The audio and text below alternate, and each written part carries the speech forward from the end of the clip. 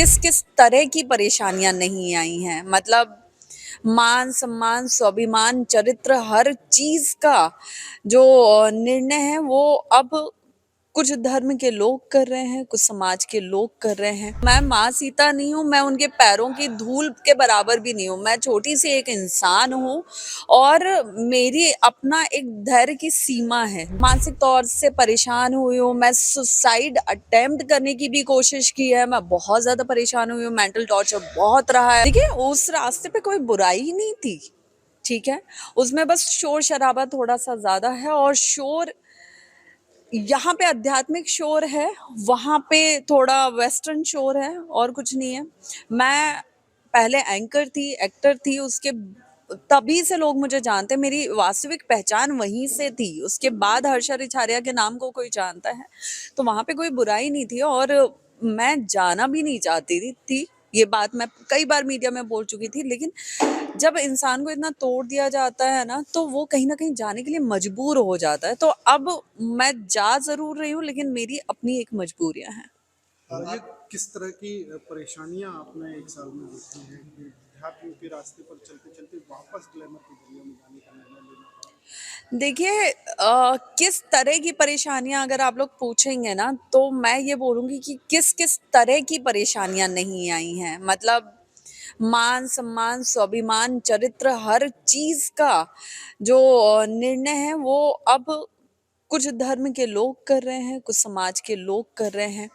वो ये तय कर रहे हैं कि मुझे क्या करना है, क्या नहीं करना है। वो ये तय कर रहे हैं कि मेरा चरित्र कैसा है। वो ये तय कर रहे हैं कि मुझे कहाँ बैठना है, कहाँ उठना है। तो जिस धर्म, जिस समाज में हम नारी को, बेटी को, आदि शक्ति को पूजने की बात करते हैं, उसी धर्म समाज में आज नारी और बेटियों को आगे बढ़ने पे उन्हीं समाज के कुछ लोगों को दिक्कतें होने लगती हैं, जो भरे पूरे मंच से नारी को, आदि शक्ति को पूजने की बात करते हैं। आप कह रही हैं कि सीता नहीं हूँ जो हर बार अग्नि परीक्षा दूंगा। बिल्कुल, मैं माँ सीता नहीं हूँ, मैं उनके पैरों की धूल के बराबर भी नहीं हूँ। मैं छोटी सी एक इंसान हूँ, और मेरी अपना एक धैर्य की सीमा है, जिस सीमा तक मैं शांत रह के और परीक्षाएं दे सकती हूँ कि चलो कोई बात नहीं, कोई बात नहीं।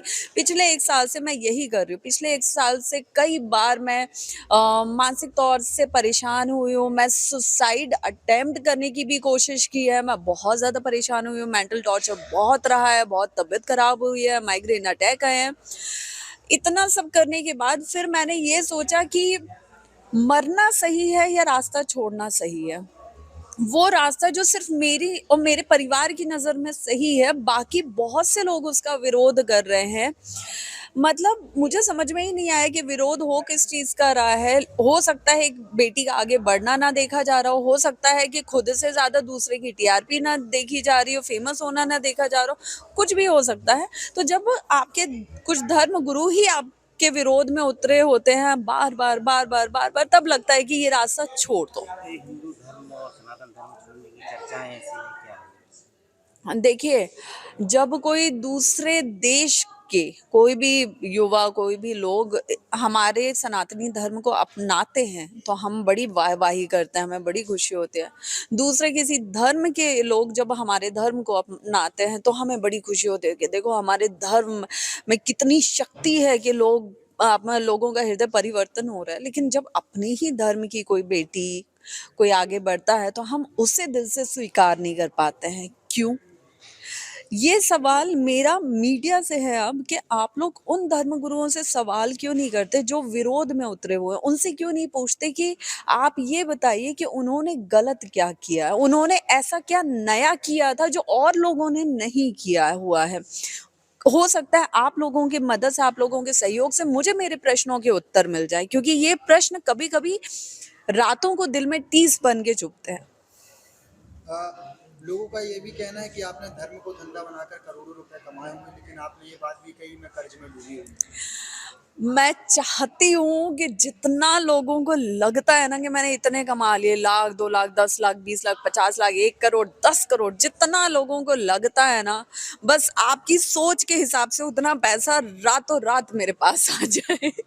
तो शायद ये जो कुछ लाखों के कर्जों में मैं डूब गई हूँ उससे मैं निकल पाऊँ, और जो अपने एनजीओ के माध्यम से मैं बेटियों और युवाओं के लिए करना चाहती हूँ मैं वो खुशी से कर पाऊँ, और फिर मुझे फर्क पड़ना बंद तो हो जाए कौन क्या कह रहा है, क्योंकि मेरे पास इतना पैसा होगा कि मैं खुद के दम पे सब कर लूंगी। लेकिन दिक्कत ये है कि जो है भी नहीं वो भी लोगों को लग रहा है, और लोगों को ये लग रहा है, पता नहीं लोगों की ये सोच क्यों है कि जब मैं धर्म में आई थी तब मैं बिल्कुल कंगाल थी, और धर्म में आके अब मैंने करोड़ों छाप लिया, अब मैं वापस जा रही हूँ कंगाली के रास्ते पे। ऐसा नहीं है।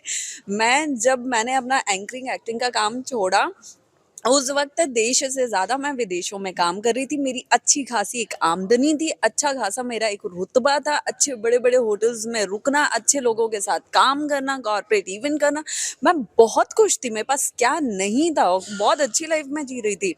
फिर ईश्वर ने मेरी मति घुमाई, मैं धर्म के रास्ते पे आई। ईश्वर ने बोला कि थोड़ी कठिनाइयां भी देखो, वो कठिनाइयां देखने के लिए मैं यहाँ पे आई। उसके बाद फिर ईश्वर ने बोला कि तुम्हारे लिए इस जन्म का सबक हो गया है कि धर्म का रास्ता कैसा होता है, अब वापस अपने काम पे लगो। तो अब मैं वापस जा रही हूँ। अब मैं जो जीरो हो गई हूँ, अब जो लोग बोल रहे हैं कि धंधा कर रही है पैसे कमा रही है, अब जाके मैं पैसे कमाऊंगी।